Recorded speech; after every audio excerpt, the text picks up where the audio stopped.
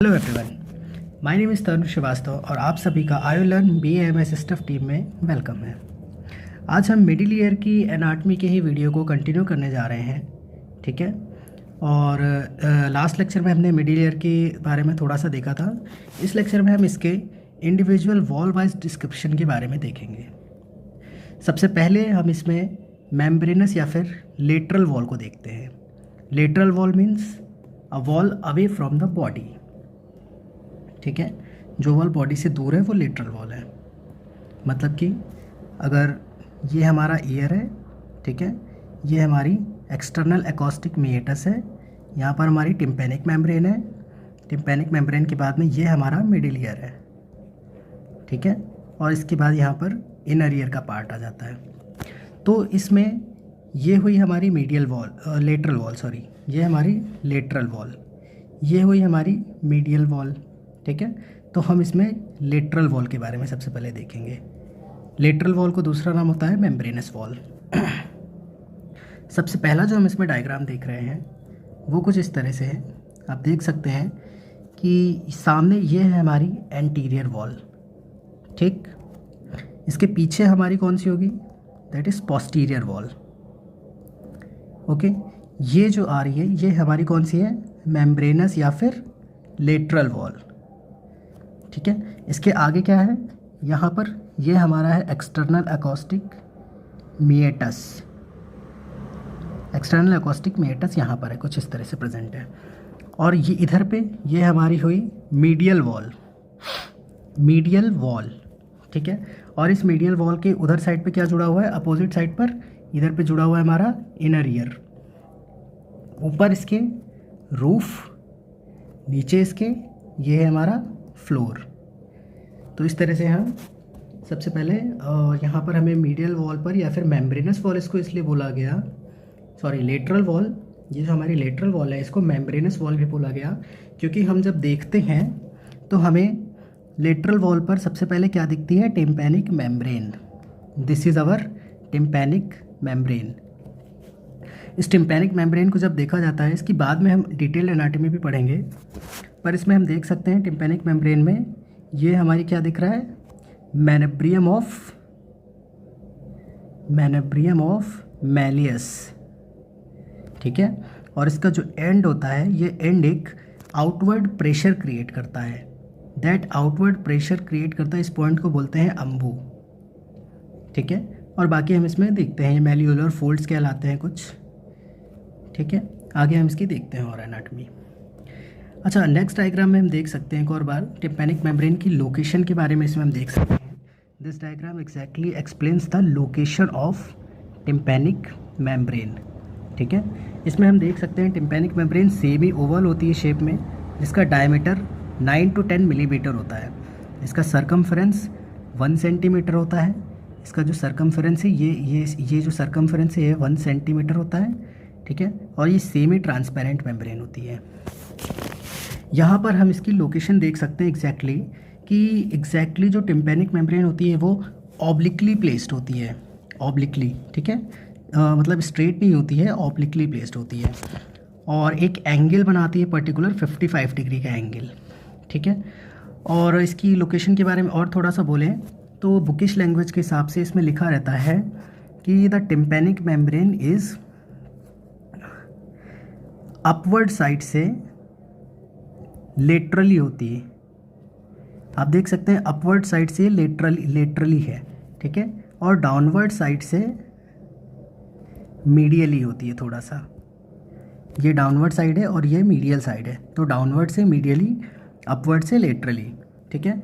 और बुक में और भी लैंग्वेज लिखी है कि the tympanic membrane is placed laterally, downward and forward, ठीक है। Laterally, downward and forward. Angle यहाँ पर मैंने बता दिया 55 डिग्री का एंगल बनाती है। अभी जो 55 डिग्री का एंगल बना रही है इसकी वजह से यहाँ पर एक स्पेस क्रिएट होता है, ठीक है। ये स्पेस क्रिएट हो रहा है इस जगह पर, ठीक है। इस स्पेस को बोलते हैं एंटीरियर रिसेस, ठीक है। अभी इस एंटीरियर रिसेस की क्या खासियत होती है कि जितना कुछ भी हमारा वैक्स होता है, जितना वैक्स होता है, मतलब थोड़ा बहुत भी जो वैक्स होता है, जो मिडिल ईयर का वैक्स होता है, मिडिल ईयर का जो भी इन्फेक्शियस मटेरियल या फिर वैक्स वगैरह होता है, वो सब आ करके हमारा एंटीरियर रेसेस में सेफ हो जाता है, यहाँ पर आकर के इकट्ठा हो जाता है। ठीक है। एक्सटर्नल ईयर के एनाटॉमी में मैंने बताया था कि जो एक्सटर्नल ईयर का जितना भी वैक्स होता है वो यहीं पर एक इस्थमस नाम की पार्ट होता है, इस्थमस, उस इस्थमस में आकर के कलेक्ट हो जाता था। और मिडिल ईयर का जो वैक्स होता है वो आता है एंटीरियर रिसेस में। ठीक है, तो ये इसकी एक इम्पोर्टेंस है। अभी यहाँ पर हमने क्या दिखाया है कि जब हम सिरिंजिंग करते हैं, ठीक है, एक्सटर्नल ईयर से यहाँ पर हमारा कुछ इस तरह से कान होता है। ठीक, जब हम इसकी सिरिंजिंग करते हैं, यहाँ पर सिरिंजिंग करने पर फ्लूइड जो होता है वो अंदर जाता है, मेडिकेटेड जो फ्लूइड होता है वो यहाँ से अंदर जा रहा है।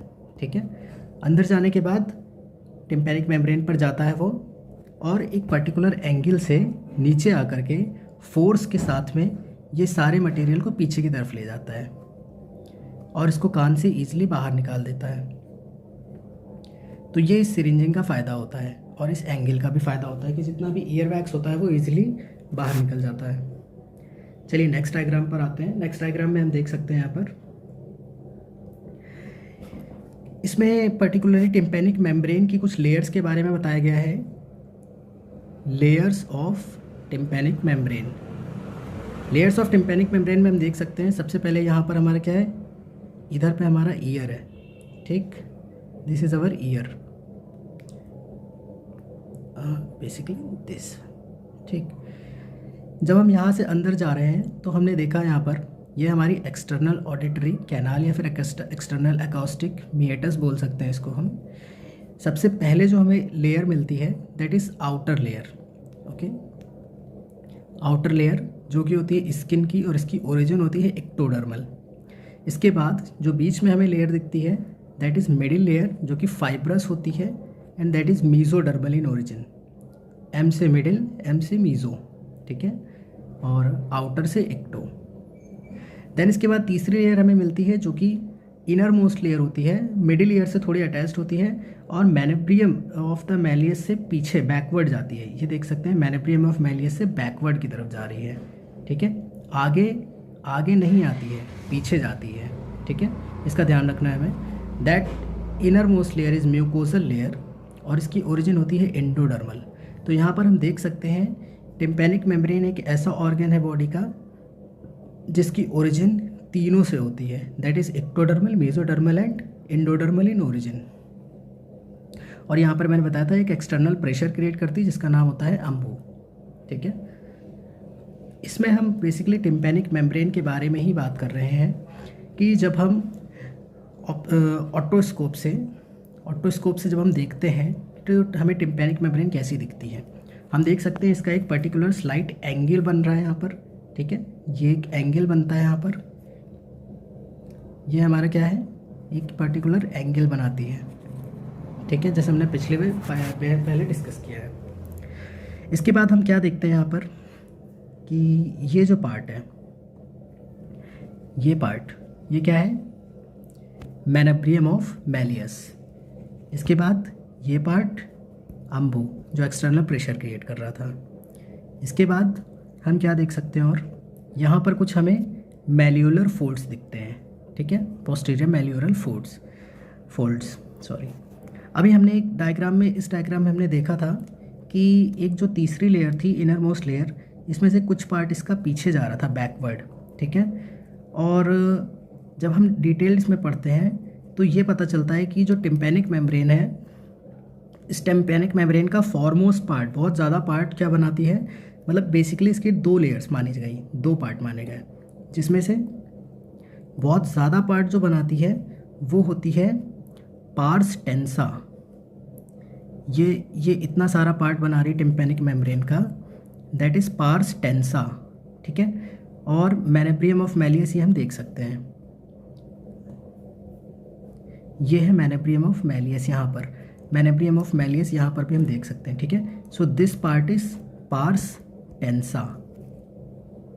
और एक बहुत ही स्मॉल पार्ट होता है ऊपर साइड पे, ये part this part is pars flaccida. So यहाँ पर भी एक छोटा सा पार्ट आएगा, that part is pars flaccida. तो इन दोनों डायग्राम से हम टिम्पैनिक मेम्ब्रेन के बारे में देख सकते हैं।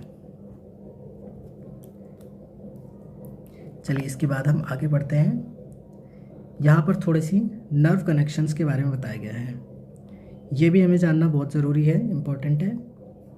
Nerve supply to tympanic membrane, ठीक है। नर्व सप्लाई में हम देख सकते हैं यहाँ पर मैं हाइलाइटर का यूज़ करके आपको दिखाता हूँ एग्जैक्टली क्या नर्व सप्लाई है, ठीक है। रेड हाइलाइटर को मैं यूज़ कर रहा हूँ। सबसे पहले अपवर्ड साइड पर एक नर्व आती है, ये नर्व, ठीक है, जो कि टिम्पैनिक मेम्ब्रेन के ऊपर के पार्ट को सप्लाई करती है, ठीक है, अपवर्ड एरिया को। That nerve is auriculovagus nerve. क्या नाम है इसका? Auriculovagus nerve. इसके बाद दूसरी एक नर्व आती है नीचे से, जो कि टिम्पैनिक मेम्ब्रेन के निचले पार्ट को सप्लाई करती है, ओके, दैट इज़ ऑरिकुलोटेम्पोरल नर्व। एक चीज़ का यहाँ पर हमें ध्यान देना है कि जो ऑरिकुलोवेगस नर्व है, इस ऑरिकुलोवेगस नर्व से कुछ नर्व फाइबर्स भी निकलते हैं। इन नर्व फाइबर्स की भी एक इम्पॉर्टेंस है जो कि मैं आगे बताऊँगा। ये नर्व फाइबर्स होते हैं vagus nerve associated with some fibres of facial nerve. Facial nerve के कुछ नर्व फाइबर्स आते हैं, ठीक है, और ये जो फाइबर्स आ रहे हैं फेशियल नर्व्स के हैं। तीसरी नर्व जो यहाँ पर आती है वो तीसरी नर्व है जो कि मिडिल ईयर की साइड से आती है, ठीक है, ये मिडिल ईयर की साइड से आ रही है, and that nerve is glossopharyngeal nerve. तो हमें तीन नर्व्स देखने को मिली। तीन नर्व्स कौन सी देखने को मिली? Auriculovagus nerve, auriculotemporal nerve and glossopharyngeal nerve. यहाँ पर हमने बताया था कि कुछ फेशियल नर्व के कुछ फाइबर्स यहाँ पर आते हैं, ठीक है। इनकी क्या इंपॉर्टेंस है कि कभी कभार क्या होता है कि a person is suffering from a varicella zoster virus, ठीक। तो वेरिसोला जोस्टर वायरस अक्सर जा करके जो हमारा geniculate ganglion of facial nerve है, ये हम मिडिल ईयर में पढ़ेंगे आगे। जब हम मिडिल ईयर की मीडियल वॉल के बारे में पढ़ेंगे तब वहाँ पर इसका डिस्क्रिप्शन आएगा, geniculate ganglion of facial nerve. वहाँ पर जा कर के वेरिसोला जोस्टर वायरस बैठ जाता है। कभी कभार क्या होता है कि वो वही वेरिसोला जोस्टर वायरस उस गैंग्लियन से निकल करके ट्रैवल करके इन फाइबर्स के बीच में आकर के बैठ जाता है, ओके, इन फाइबर्स के बीच में आकर के बैठ जाता है और यहाँ पर प्रॉब्लम कॉज करता है, ठीक है। चलिए इसके आगे बढ़ते हैं हम। सेकेंड है अपनी मीडियल वॉल। हमने लेटरल वॉल के बारे में पढ़ा, एक बार हम फिर से बता दें। This is our external ear, external auditory canal, यहाँ पर थी हमारी टिम्पैनिक मेम्ब्रेन। ये है हमारा ईयर, ठीक है, that is middle ear. Middle ear,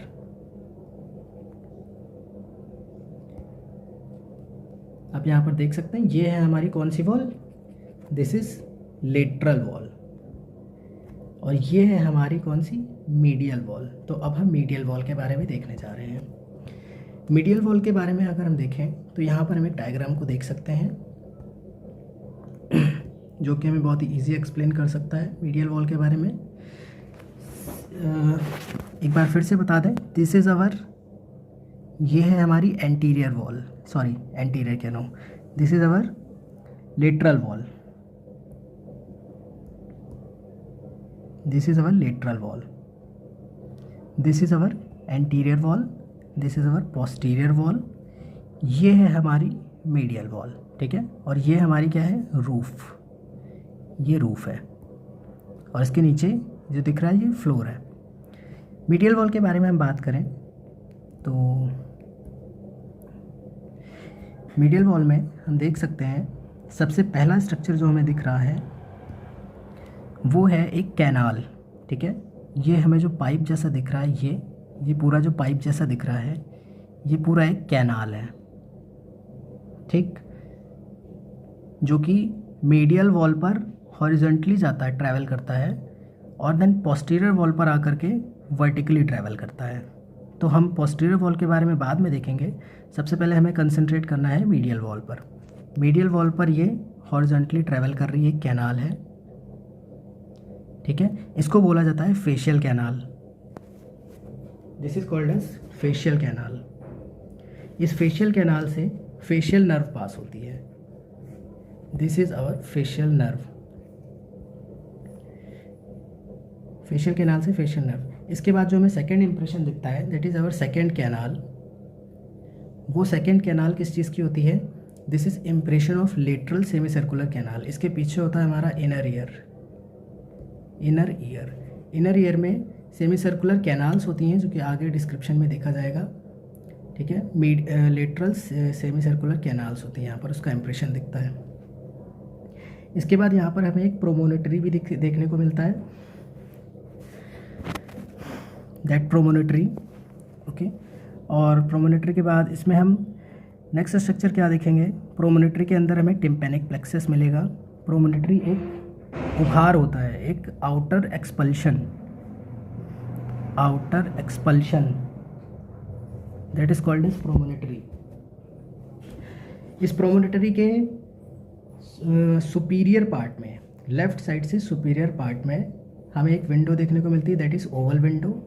और इंफीरियर पार्ट में एक दूसरी विंडो देखने को मिलती है, that is round window, okay. Oval window is covered with annular ligaments and round window is covered with secondary tympanic membrane। ये स्ट्रक्चर हमने देख लिया। अब हम ओवल विंडो के बारे में थोड़ा सा और डिटेल में देखते हैं कि एक्चुअली में ओवल विंडो पर, यह है ओवल विंडो, ठीक है, ये है, दिस इज ओवल विंडो। इस ओवल विंडो पर एनुलर लिगामेंट्स होते हैं, एनुलर लिगामेंट्स, और यहीं पर आकर के स्टेपिस बोन अटैच होती है, ठीक है। अभी पहले के रिसर्चर्स ये मानते थे कि स्टेपिस बोन एनुलर लिगामेंट्स पर कुछ इस तरह से आकर के जुड़ती है, इस तरह से आकर के जुड़ जाती है, ठीक है, और आगे पीछे वाइब्रेट होती है। बट अभी लेटेस्ट रिसर्चर्स में ये पता चला कि पूरी आगे पीछे ये ऑसिलेट नहीं होती है, ये ऊपर से फिक्स होती है। ऊपर से ये बोन एनुलर लिगामेंट्स पर फिक्स होती है, केवल इसका ये पार्ट, निचला पार्ट आगे और पीछे की तरफ वाइब्रेट होता है। इसके बाद आगे हम बात करें इसमें, तो यहाँ पर हमें एक हुक लाइक स्ट्रक्चर देखने को मिल रहा है। That hook like structure is basically इस तरह से होता है। ये हुक एक यहाँ पर हुक प्रेजेंट होता है, इसको बोला जाता है processus cochleariformis. That hook like structure is processus cochleariformis, ठीक है। हम प्रोसेसस कोक्लेरिफॉर्मस की बात कर रहे हैं। प्रोसेसस कोक्लेरिफॉर्मस क्या होता है? प्रोसेसस कोक्लेरिफॉर्मस बेसिकली एक हुक लाइक स्ट्रक्चर होता है, एक प्रोसेस होता है जिसके ऊपर जो एंटीरियर वॉल में टेंसर टिम्पेनाई के जो टेंडन्स है, एंटीरियर वॉल में टेंडन्स ऑफ टेंसर टिम्पेनाई के कैनाल से पास होते हैं, वो जा करके इसी प्रोसेसस कोक्लेरिफॉर्मस पर लिपट जाते हैं, राउंड हो जाते हैं। टेंडन्स आते हैं और इसी प्रोसेसस कोक्लेरिफॉर्मस पर राउंड हो जाते हैं, ठीक। तो इस प्रोसेसस कोक्लेरिफॉर्मस को भी हमें याद रखना है। तो बेसिकली हमने मीडियल वॉल पर क्या क्या स्ट्रक्चर्स पढ़े? मीडियल वॉल पर ओवल विंडो पढ़ी, राउंड विंडो पढ़ी, प्रोमोनेटरी पढ़ा, फेशियल कैनाल पढ़ा, और impression of lateral semi circular canal पढ़ा। देन प्रोसेसस कोक्लेरिफॉर्मस के बारे में देखा, ठीक है। 1 2 3 4 5 6 चीज़ें हमें मीडियल वॉल पर देखने को मिली। यहाँ पर इस डायग्राम में हम फिर से देख सकते हैं कि पॉन्स और मेडुला के बीच से हमारी फेशियल नर्व आ रही है, जो कि इनर एकॉस्टिक मीएटस के थ्रू पास हो रही है। इसके बाद इनर ईयर से पास होकर ये फॉरवर्ड जाती है आगे। अच्छा, ये हमारा this is our middle ear, ठीक है। तो अभी हम इस डायग्राम को सुपीरियरली अगर देख रहे हैं तो हमें समझना चाहिए सबसे पहले कि इसमें this part is medial part, this part is lateral part, ठीक है। ये आगे कौन सा है, एंटीरियर साइड है, पीछे पोस्टीरियर पार्ट है। ठीक, ये है हमारी लेटरल सेमी सर्कुलर कैनाल, जिसका एक इम्प्रेशन आ रहा था। इस डायग्राम में आप देख सकते हैं, ये इसका इम्प्रेशन आ रहा था लेटरल सेमी सर्कुलर कैनाल का। ठीक है, हम यहाँ पर देख रहे हैं बेसिकली फेशियल कैनाल के बारे में, और फेशियल नर्व किस तरह से और कहाँ से आ रही है एक्चुअली में, इसके बारे में हम देख रहे थे। तो आप इस डायग्राम में देख सकते हैं फेशियल नर्व हमारी आ रही है यहाँ पर, इसके कैनाल के पास होने के बाद इनर ईयर से पास होकर के मिडिल ईयर की मीडियल वॉल पर ट्रैवल करती है, आगे की साइड जा कर के ये यहाँ से इंसर्ट करती है। ठीक है, मीडियल वॉल में ये यहाँ से आकर के ये ऐसे इंसर्ट हो रही है, इस पॉइंट से इंसर्ट हो रही है, और एक कैनाल में, कैनाल के थ्रू ये हॉरिजॉन्टली पास हो रही है। ठीक, देन इसके बाद ये ट्रैवल करके वर्टिकली पास होती है पोस्टीरियर वॉल पे। ये चीज़ समझ आ गई होगी आई थिंक। पोस्टीरियर वॉल का डिस्क्रिप्शन हम अगले लेक्चर में कर लेंगे। Okay, thank you.